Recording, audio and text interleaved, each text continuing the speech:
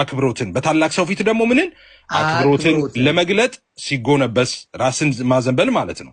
ኦኬ አጽኗልና ኢሳይያስ 46:2 ተናግሬያለሁ። ይሄን በጉልበቱ ሲንበረከክ አስተብርኮ ይልና ሁለተኛ ዜና መዋዕል 6:13 ይላል። ይሄንንም አነበብኩኝ።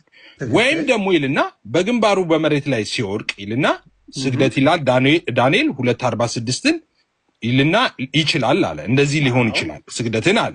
ከዛስ እዚህ ጋር ነው ዮሐዴ ያቆመው።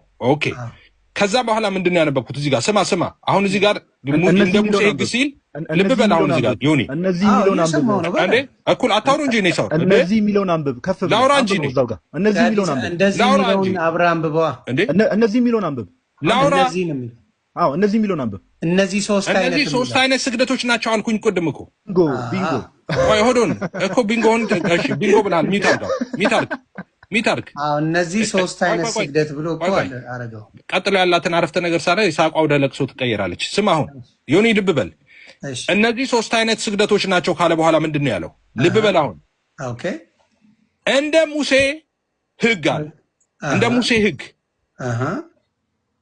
እንደ ሙሴ ሕግ የአምልኮ ስግደት አይደለም የሚለው። እንደ ሙሴ ሕግ የጸጋ ስግደት አይደለም ያለው። እንደ ሙሴ ሕግ ስግደት ምንድነው? ለእግዚአብሔር ብቻ የሚሰጥ የአምልኮ መገለጫ ነው። ስግደት በሙሉ ለእግዚአብሔር የሚሰጥ የአምልኮ መገለጫ ነው እንደ ሙሴ ትእዛዝ እያለ ነው። ልድገመው። ምንድነው ያለው?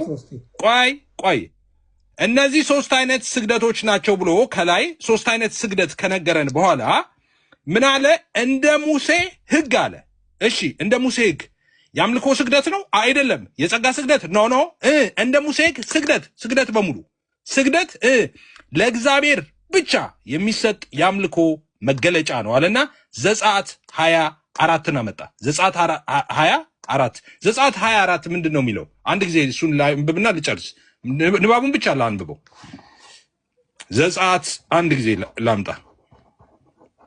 አንድ ጊዜ ማንበብ ብቻ ነው። እሺ ላነብ ብቻ ነው። ዘጸአት 24 አውጥቼዋለሁ። ቆይ አንዴ መጽሐፍ እንትን እያገለጥኩ ነው ላፕቶፕ ላይ። ዘጸአት 24 እንደዚህ ይላል። ልብ በሉ ሁላችሁም ስሙ ይሄንን። ዘጸአት 24 በላይ በሰማይ ካለው በታችም በምድር ካለው ከምድርም በታች በውሃ ካለው ነገር የማናቸውን ምሳሌ የተቀረጸውን ምስል ላንተ አታድርግ አለና አትስገድላቸው፣ አታምልካቸውም።